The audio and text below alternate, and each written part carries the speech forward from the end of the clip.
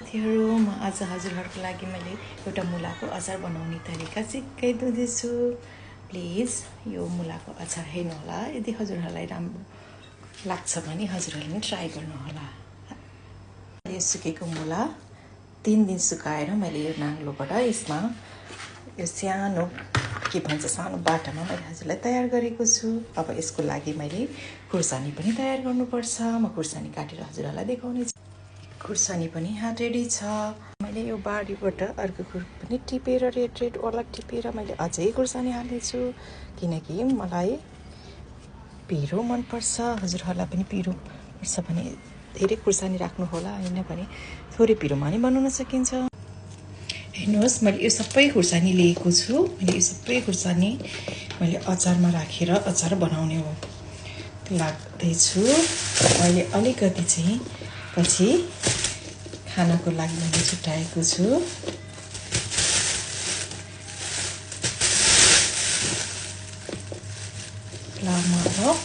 यसको लागि खुर्सानी काट्छु। सब खुर्सानी काटेर मैले यो मुलाको माथि राख्छु। ग्लोभ्स खोज्दा मैले भेटिनँ। मैले के गर्दैछु भने प्लास्टिक लिएर खुर्सानी काट्छु, नत्र मलाई गाह्रो हुन्छ हात पोलेर के गर्ने। यस्तै छ।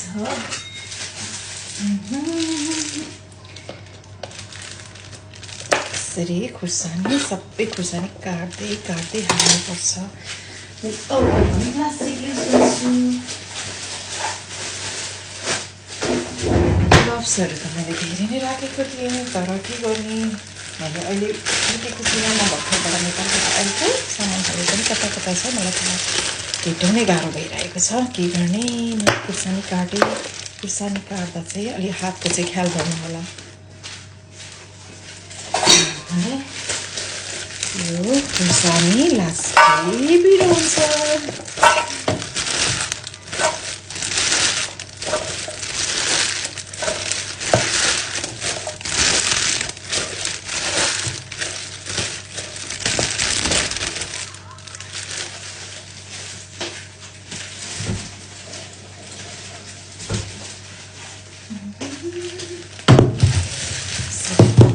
धोएर मैले काँचै खुर्सानी मैले सुकाउनु पर्छ जस्तो लाग्छ। नेक्स्ट फर्स्ट टाइम मैले अचार बनाउँदाखेरि खुर्सानी मैले सुकाएर बनाएको थिएँ, त्यसले गर्दा अचार चाहिँ बिग्रियो। त्यही भएर मैले खुर्सानीलाई नसुकाइकन अचार बनाउन गइरहेछु।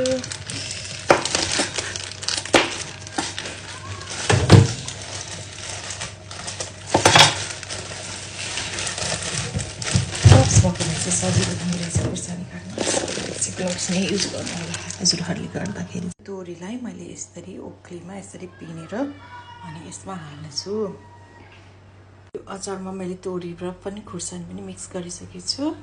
अब यो अकबरी खुर्सानी अझै म हाल्छु। कति पिरो हुन्छ, ओ माई गुडनेस। अनि नुन, बेसार अनि तोरीको तेल हालेर मोलेर मैले सिसामा अचार हाल्छु। आउनुहोस् अब हजुरहरू पनि हेर्नु कस्तो खालको अचार बन्दो रहेछ।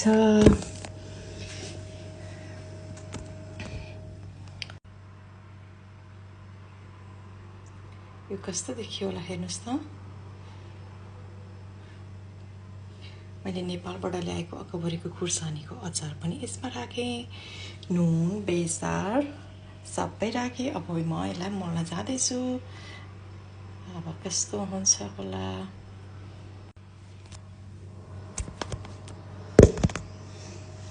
अब अझै तेल राखेर म यसलाई प्लास्टिकमा लगाएर मोल्छु।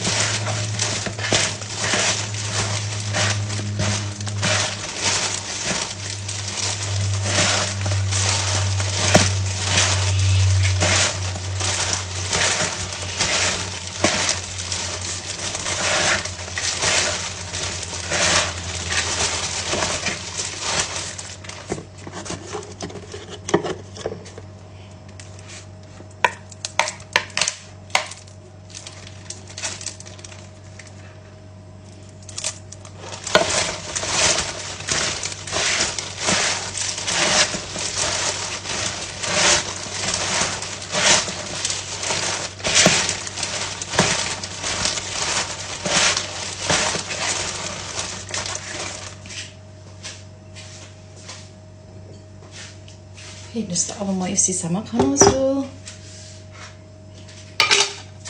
यसको लुक्स हेर्नुहोला हजुरहरूले कस्तो बनेको छ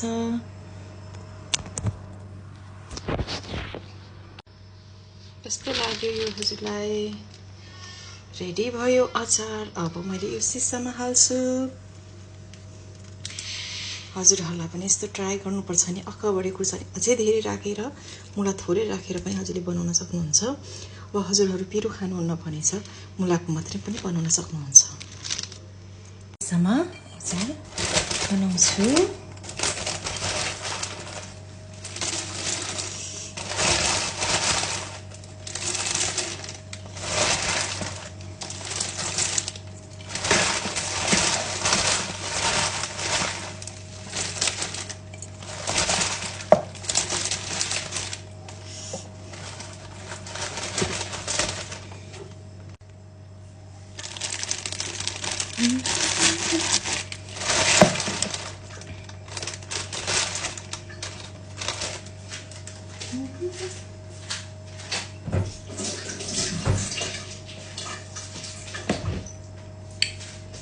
अचारको लागि अर्को प्लास्टिक प्रयोग गर्छु किनभने मेरो प्लास्टिक अब म यो अचार मैले यसरी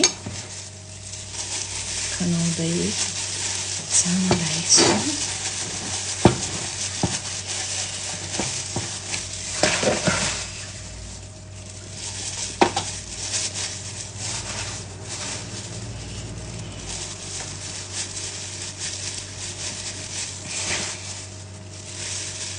हजुरहरूलाई पनि यसरी नै अचार बनाएर खानु मन लाग्छ भने प्लिज ट्राई गर्नुहोला हस् त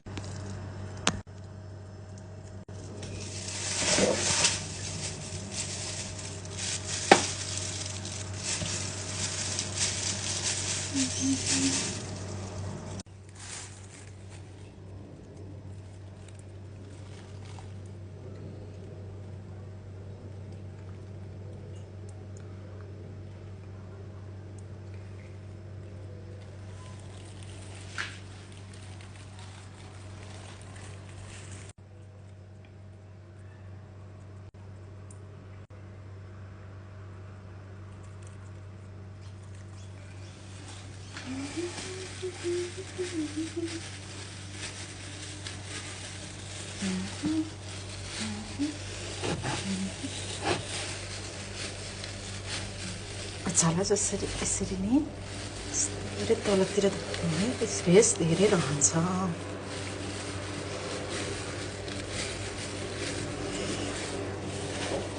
यो भयो मुला र अकबरी खुर्सानीको अचारको रेसिपी